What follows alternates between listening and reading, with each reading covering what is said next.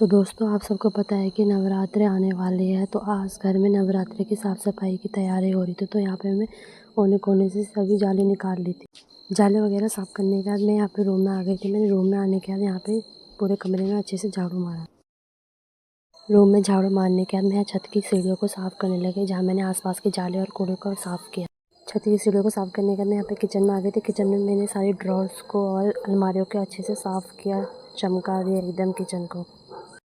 Kitchen की सफाई करने के बाद मैं अपने कमरे में चली गई थी। कमरे में जाने के बाद मैंने अपनी सारी फ़ोटोज़ को अच्छे से चमकाया। फ़ोटोज़ के साथ साथ मैंने बेड में जो आसपास की धूल होती है उसको भी साफ़ किया।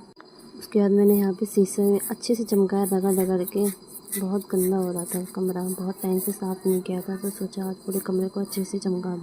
जब पूरे कमरे की साफ़ सफाई कर ही रही थी तो मैंने सोचा लगे हाथ आज यहाँ पे बेडशीट भी चेंज कर दी जाए। तो मैंने यहाँ पे बेडशीट भी चेंज कर दी। प्यारी सी एक चादर बिछाई जो बहुत ही सुंदर लग रही थी मेरे कमरे में।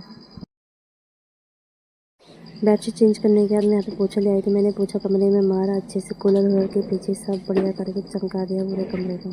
घर की सफाई करे रहते तो सोचा सारे पर्दे धो डाले, तो भैया जी ने यहाँ पे सारे पर्दे पर्दे निकाल देते, तो मैं सारे पर्दों को बाहर ले गई। इतने भारी हो रहे थे कि मेरे बेड से ज़्यादा तो पर्दे भारी हो रहे थे।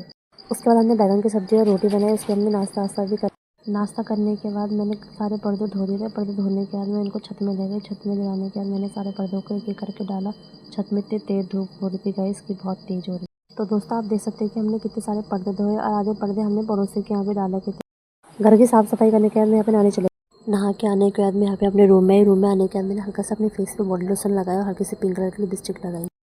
लिपस्टिक लगाने के बाद मैंने यहाँ पे अपने बाल बनाया। बाल बना के देखो मैं कितनी प्यारी सी लग रही थी, क्यूट सी।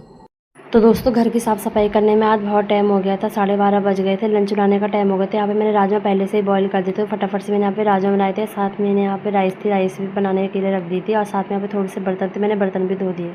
तो दोस्तों आप देख सकते हो कितने अच्छे राजमा बने हैं। साथ में यहाँ पे चावल बन के तैयार हो गए थे। तो दोस्तों यहाँ साथ में मैंने सलाद में प्याज भी काट दिया था, जिसे काटने में मुझे बहुत मिर्च लग रही थी, आँखों में से आंसू भी आ रहे थे। यहाँ पे मेरी सासू जी और मैंने लंच किया जो बहुत ही टेस्टी हो रहा था, मस्त करके।